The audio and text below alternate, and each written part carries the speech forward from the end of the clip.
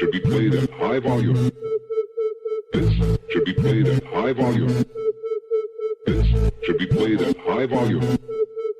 Preferably in a residential area. The following thoughts on Hoppe Hour do not represent Cox Media Group or its sponsoring. Anything you hear may and will be used against you. Thank you. Voted as best local podcast in Tampa Bay by the Creative Loafing. You're listening to Hoppe Hour. What up? What's happening? This is Hoppe Hour. I am your host, Ryan Hoppe, and I'm pretty pumped about this next guest. You can see him this weekend at Side Splitters here in Tampa Bay. The one and only Nick DIPaolo is live on Hoppe Hour. What's up, man? Hey, Ryan, what it is, brother? How's it going, dude? Good. I can't believe you agreed to come on this podcast. Well, you were voted best podcast in Tampa. I try, man. That's my ultimate goal, and I could not believe I won. So you won. I was in town at that point for just 4 months, and somehow I won. What, did they have a contest? It's the Creative Loafing, the local, free publication. I work in the promotions department here at 102.5 The Bone, but my main job is answering phones for the various shows here and then working promotions. Yeah, so I usually don't do, I got a email from my agent. He forwarded it to me, my manager. But, I'm glad to do it. And, plug Side Splitters. So. How has everything been going with the podcast? Because what I like about it is there's not a lot of good talk radio left, but it feels like you're listening to the radio. That's how I treat it, Ryan. Yeah. I'm glad you said that. I treat it like a radio show. I guess the beauty of podcasts for the listeners, right? They can listen anytime they want. Yeah. Well, with mine, they sort of have an obligation to tune in, because if I'm talking about something that happened, that day, you don't want to be listening to it a month from now. But people don't seem to mind because it's always funny. Yeah. They go, because I've talked to a few fans after the comedy club shows, and they go, no, we don't care. They go, it's always funny. And I just rip headlines out of the news. I kind of riff on them. And, I play with my sound effects machine. And people crack up. I say stuff that you could only say in a podcast. And, I kind of lean right in my politics. So are you ever nervous about that, though? Because you're leaning right, you're potentially losing 50% of the listeners. How do you make it so that when you speak your mind, you don't lose the left side? I don't, because it's always funny. It is. That's why. I have people that hit me up on Twitter saying, I'm a liberal, but I think you're funny. I always did. So, which is a great, look, I'm doing so much politics only because right now it's election time. Yeah. And that's all. I mean, Trump's in the news. It's hard not to talk about him. But I talk about other stuff, pop culture, and, but like I said, I treat it like a news, like a radio show. But if the funny is always there, I don't worry. And if the people are too closed-minded, people go, you worry about losing 50% of your... If they're that closed-minded, I'm not going to listen to a guy who leans right. Fuck you. I don't want you anyways. What is your take on everything going on with Trump? Because I know enough where I don't like the guy, but I don't like Clinton either. So what do you think? I'm not like I said to Mike, I like Trump's message. I don't care for him personally. I just but God bless him. We have to break out of this politically correct horseshit. That's what I like about him, the one thing I like. Well, that's a big thing. People sort of make, we have to break out of it. This notion that, you better not say anything bad about, the terrorists. That'll make them more angry. That fucking mentality is so, I'm just so tired of hearing about the evil white man and white privilege and Black Lives Matter and... Obama has divided this country like fucking nobody's business, because that's what they do. They play identity politics, whether it's gender or race. That's what they do. And Trump is, look, yeah, he's not polished, and I can see why people get scared. But we need somebody from the outside. People are complaining for the last 50 years nothing gets done in Washington. Now we get an outsider, and But he's got an ego. He's a little too thin-skinned for me, and you know what I mean? But I like the fact that he's like, I don't have time for political correctness. I've been thinking about it. I would choose him, even with no experience, any day over Ted Cruz. I know you've said on your podcast you kind of like Ted Cruz, but there's something about the guy that I just dislike completely. What is it? He just really bothers me when he gets all religious during his speeches, and it's just how can you be so against abortion and gay rights? And then it's like, it's 2016. Get out of here. You know what I mean? Yeah, yes and no. What do you see in Ted Cruz? What do I see in Ted Cruz? Yeah. I like the fact that even the libs say he's really smart. And he is. And that religious shit's not going to affect you. And they're not going to put an end to abortion. We've been hearing that since 1974. So then quit talking you can kill all about the it. Fucking babies you want. And fucking gay rights, I don't. That doesn't affect my life. But if somebody's religious and they have a problem with it, fucking that's good. So what? But they know it's not going to get changed, Nick. So why even try to change it? That's what I don't get. Is move on, man. It's annoying. Huh? So they're supposed to stop what they really believe? How does change ever happen if everybody takes that attitude? How did Roe v. Wade get passed in the first place? You know what I mean? This is why I don't touch that subject on my podcast, but you do. I'm just I saying. agree with you. They got to move on at some point. I'm not a religious guy either. Here's Me neither. how I look at it. I'm not a religious guy either. And I really don't have a dog in the fight in abortion. I don't give a shit about that either. I just want somebody. Obama's the most ultra-liberal fucking... He's so politically correct, it's insane. That's what I'm saying. His ilk is what's ruined this country. Harvard fucking... I'm so tired of it. And yes, I know that Cruz went to Harvard too. But I'm just saying, the pendulum has swung so far left. I just want somebody to bring it back to the middle. So I want somebody really far right, just to bring it back a little bit. And Cruz is a smart guy. I'm not crazy about him either. Yeah. Like I said, I like Trump's message better. But Trump's just a little thin-skinned, a little bit of a baby. Speaking of thin-skinned, boy, did he make fun of Jeb Bush and Rubio out of this election. Oh, he yeah, literally was like, you're a pussy, bye. Wasn't that refreshing? I hated every second of Jeb Bush. He just came off like a guy, dude, who wanted to make his brother and his dad proud. He didn't give a shit. No, when I heard he was running, I laughed. I went, wait a minute. I go, that name has been trashed. Even that logo was just so corny. I couldn't make that logo. Jeb! What does that say when you don't want to use your last name in the logo? And that's not even his real name. It's like the thing for his... Because it's J-E-B for his initials. That's what it was, right? Is that what it is? Yeah, Jeb's not even his What name. is it, It's his Jebediah? nickname. Something like that. It is so corny, dude. And then Rubio, I feel like he had potential, but he was so robotic that it just hurt him, like with the water drinking and the answers and saying he came from a poor family. I just think nobody could relate to him, dude. I don't know about that. I think he's got a future. He's going to be He a said player. he was done in that press conference when he was crying. Yeah, no, he's not done. He said that at that moment he probably felt that, but he'll be back. I thought he's actually a pretty impressive guy. But as far as people going, oh, he keeps saying the same, so does every one of them. They're all repeating themselves. Why are you picking on him for that? You know, I don't know. I thought he's an impressive guy, Rubio. But I don't know. And like I said, I'm not a real, I'm not like a political comic. If you come to Side Splitters, I don't, you know, I don't do, I'm not like Bill Maher. Yeah. I do my funny shit. People can tell how I vote just no matter what I'm talking about. What are some of the topics that you do up there? Yeah, it changes from day to day. I'll touch on a little bit of topical stuff, but I talk about my sleep problems and I have sleep problems too. Do you? It sucks. Oh, it's fucking brutal, man. You know, and it's people always ask me. I never know what I'm talking. I hit on cultural stuff, I guess. You know, it's just my act is just a kind of a knee-jerk reaction to all the political correctness. I don't go up there saying I'm going to be politically incorrect. It's just how I am. The best part was I saw you at Zany's in Rosemont about 2 years ago now, and there was these see you next Tuesday, these bachelorette party. I don't know if you remember. They had their penis hats on, and you just made fun of them out, and they walked out. It was some of the greatest comedy I've ever seen. Me? Yeah, at Zany's in Rosemont. I actually approached you afterwards with my uncle. Wait a minute. No. I remember a bachelorette party there, but I remember them being... I don't remember them being... they were being so much like a C-word, dude. They were horrible. Oh, really? And you were like, I get don't out of here, remember you that. C's. Oh, no. Folks, don't believe him. He's confusing me with somebody else.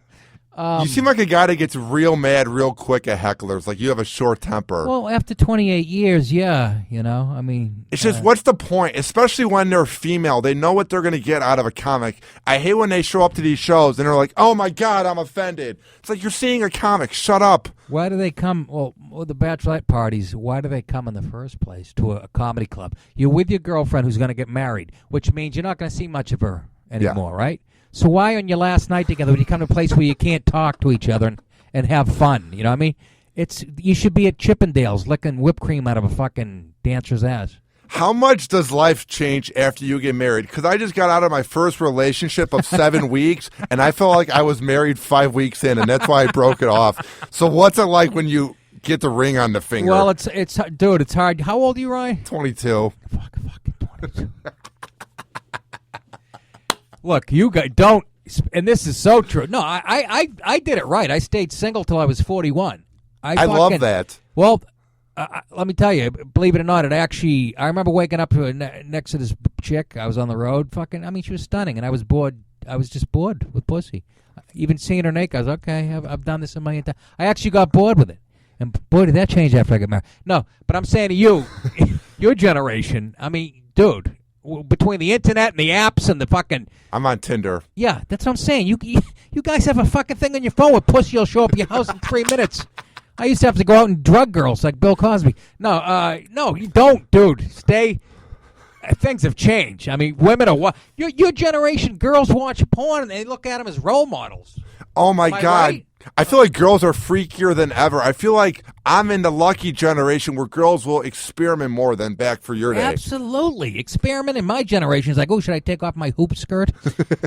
Ooh, should I give a handy? That's some experimenting. Stay out there, dude. You're 22. You have so much pussy ahead of you. You understand? I don't even know if I ever want to get married, dude. I'm so self-centered that I don't know if I could compromise. Like, I would get mad when I couldn't watch Ray Donovan with my girl because she couldn't get into it. And I'm thinking, if I'm getting mad over this, how am I going to ever be in a relationship? I just started watching Ray Donovan. It's so good. About a month ago. It's good. It's pretty good. It's like on a superficial level. Yeah, no, you'll change. Look, you're 22. But trust me, you'll actually get bored. And again, you're not going to understand this now, but you'll get bored of being drunk and fucking every weekend and chasing pussy. Eventually, you're like, on a Sunday afternoon, it can get kind of lonely on holiday. I did it for a long time. I had them all over the country, man. How did you do as a comic slaying the girls back then? I did very well. Chris Rock said when I came to New York, I had this like smoking girlfriend. Chris Rock goes, DIPaolo, only non-celebrity gets celebrity pussy. Who would you bang? Anybody you want to say? Who would I bang? What do you mean? Yeah, any famous girls? Oh, famous? Not really. I stayed away from... It doesn't really matter. If it's pussy, it's pussy. No, exactly. There's smoking girls. I banged a few women that were like, I was at one woman's house and the Prince of Monaco called her house. Are you serious? Yeah. Used to be this famous rock star's wife. I mean, smoking. She came to Caroline. How does it feel that you're Eskimo brothers with him? I don't know what that means. That means you banged the same chick as he did. It's from the show The League. Okay. Like I said, that means nothing to me.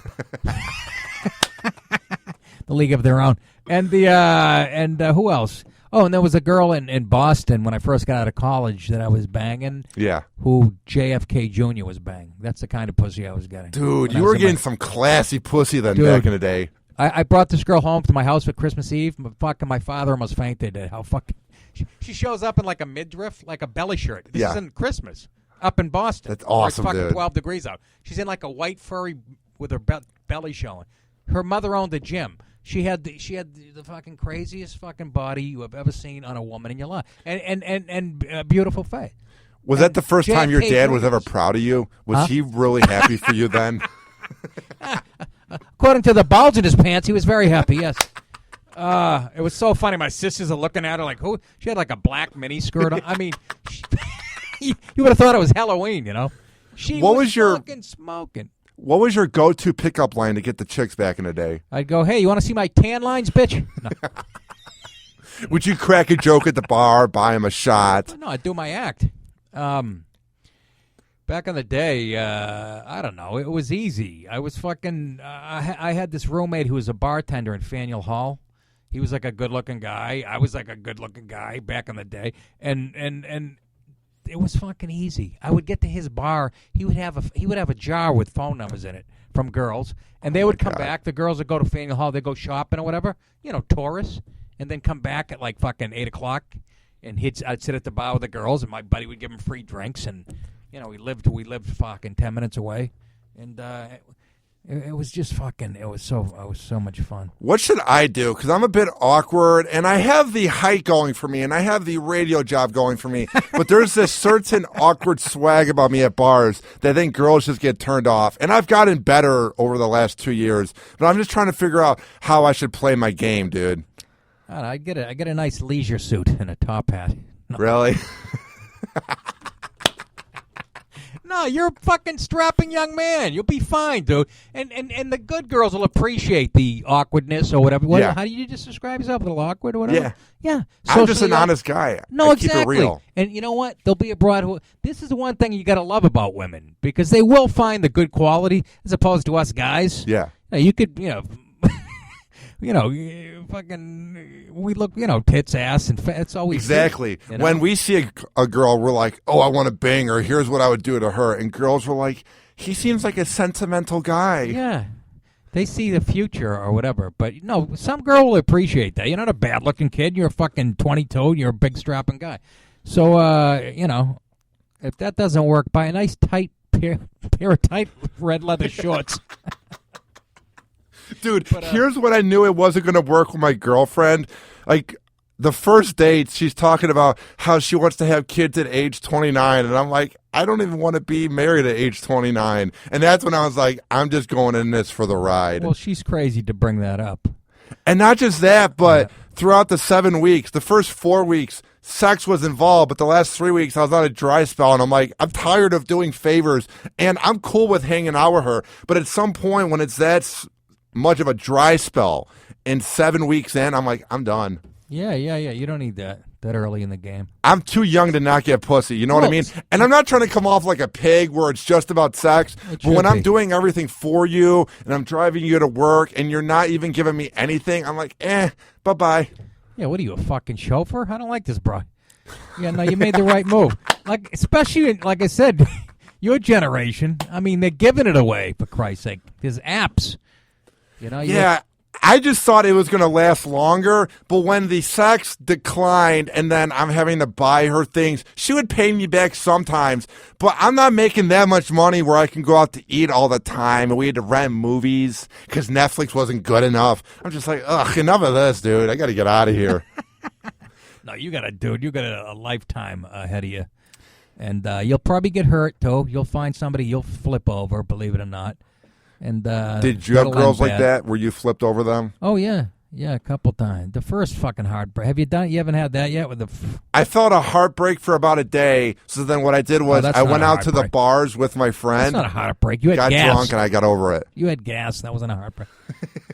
But no, somebody that you'll fall in love with, and it'll end fucking badly, and that'll teach you that'll make you look at girls differently. Then you can go, ooh.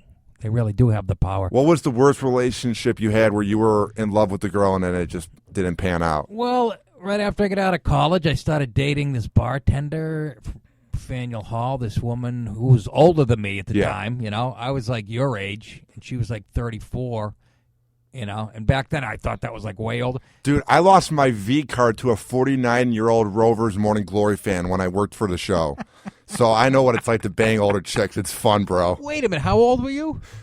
21. You were 21 and she was 49? It was amazing. Was she good looking? She was probably good looking in the 80s, but for being 49, she was good looking. The problem was she was a hot dog down the hallway. That was the one negative part. Really? Yeah. What, did she have triplets? She had triplets. They weighed 40 pounds each. She had kids that lived there, but they weren't there. They were on a sleepover or something. Her pussy? Oh. What?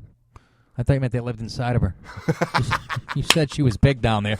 Dude, it's amazing what happens when you bang older chicks because they know what they're doing. You know what I mean? You go in all nervous and timid, and they just take over. Yeah, that's fucking awesome, dude. Don't ever give that up. But I like the fact that she wanted to bang a guy 28 years younger than her. That makes her cool, right? And she thought I was cool because I answered phones for a show in Cleveland. She's like, oh, my God, I'm with a celebrity. I'm like, really? Okay. Do you have a picture of this broad?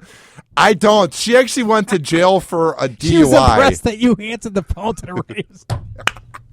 She's like, you answer phones for Rovers Morning Glory? Let's drop the panties. Oh, my God, the power of radio. See that? Oh, dude, you're going to have a fucking... Do you still work for Kelta? I work for 102.5 The Bone. Oh. I'm not an employer of Kelta, but I work Okay. for The Bone. All right. Kelta's been really good to me. Wouldn't you agree? He's got one of the last remaining good shows Absolutely. on FM radio. Absolutely. Along with The Bone. I guess the radio's going the way of the dodo bird. I don't know. I don't know what's going on, dude. I feel like I'm ahead of the game doing this podcasting shit. You know Well, what I mean? remember 5 years ago when everybody was like, podcast won't survive, it's a fad. And now everybody and their mother has a podcast. No, I know. But there's only a few good ones, you know? Well, And mine's one everything of on them. Riotcast, there's Adam Carolla, Kevin Smith. But then if you look at the rankings of podcasts Yeah. and you get to like the 200th point, Right. that's when you're like, oh boy. No, I know. It's a lady talking about spoons in her late 70s. And, yeah, but I fucking love it. I have a podcast. If you go to connectpal.com/Nick or go to nickdip.com, that's my website. And, again, you can hear it on iTunes for free on Monday. And if you want more shows, which people usually do, you can sign up for $3.99 a month at connectpal.com/Nick. And you get 2 to 3 more shows a week. And people are fucking, it's been growing leaps and bounds, dude. And so. How awesome has Riotcast been to you? They've been very good. Rob Spranson and Robert Kelly, they're the ones who got me started. Yeah. You know, and at first I went down to my basement. I'm like, I don't like this. And, you know, I'm like, I don't think I didn't really know what to talk about. Yeah. But then I realized, I go, hey, wait a minute. I can treat this like a radio show. What I love about Riotcast, too, is your show has all this prep, and you bring the anger, and Jim Florentine's has no prep, and he just brings the anger. Right. It's like two different types of podcasts. Right. Florentine's podcast is insane. I know. He's like, fucking, what's he talking about? Bumper stickers? And like Facebook posts, but I can listen to him for 4 hours talk about it because he gets so mad over the littlest things. It's gold, dude. Yeah, I try to. I do. I prep for a couple hours, and I you know, I don't do guests. Once in a while, I'll have a guest on, but I live way up. I live in the middle of nowhere, so nobody's going to come. Where do to you my live? house. I live like 40 miles north of New York City. That sucks. So people don't. You know, people. I'm not going to get fucking. Kelly lives 15 minutes from me, so he's not, Really? Yeah. Would you say it's cheaper to live up there? Is that one of the reasons? No, actually, no, not where I live. Westchester County is like one of the most expensive areas in the country. My property taxes are $22,000 a year. Holy crap! That's because of that money you're making, that comedian money you're making in rain, dude. Well, I'll be out here forever. Where can people find you online? They can find me online. I'm at, you know, you can find me on Twitter at Nick DIPaolo, and I'm on Facebook, but I never go on there because I'm afraid, you know, my mother's going to pop up. There's no reason to go on. Oh, good. Thank you. That Just makes me use feel your good to fan hear. page. Just use your the fan page. That's it. Yeah, People will promote think shit. you're on. Maybe check in every week, blah, blah, whatever. Okay. See, that was from a guy who knows. Yeah, and please go to connectpal.com/Nick and sign up for the podcast. And it's killer, man. I mean, you know, it's fucking, people are digging it. I'll be sure to promote it on my Twitter, at Please Ryan do. Hoppe Radio. Well, Nick, thank you for taking the time, man. I've been a big fan since when you're on Free FM. I listen in Chicago, and I love whenever you're on shows like Calta or Opie and Jimmy. So it's been a lot of fun, dude. Thanks, Ryan. I appreciate it. All right. And that was comedian Nick DIPaolo as he sat in on Hoppe Hour. I really appreciate him taking the time. It was a lot of fun. You can see him this weekend at Side Splitters Comedy Club in Tampa Bay. He will be there Friday at 8 and 10:15 and Saturday at 8 and 10:30 p.m. To get tickets, go to sidesplitterscomedy.com, or you also can call them at 813-960-1197. That is 813-960-1197. And they are at 12938 North Dale Mabry Highway, and that's in Tampa Bay, Florida.